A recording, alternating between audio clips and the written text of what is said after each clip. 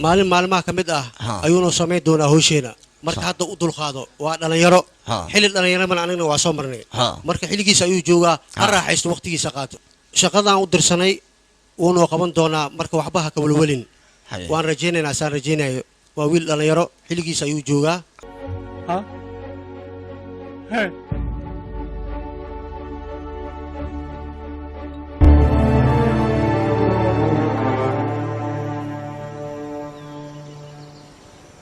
baashaal iyo sheeko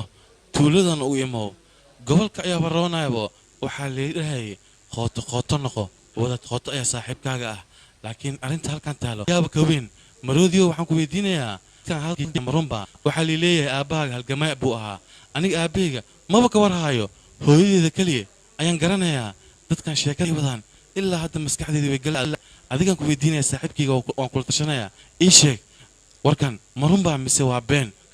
إلى هذا الأذان كويدينه أذيك إنه ما بهذا الشيء أذيك دتك تولد جوجان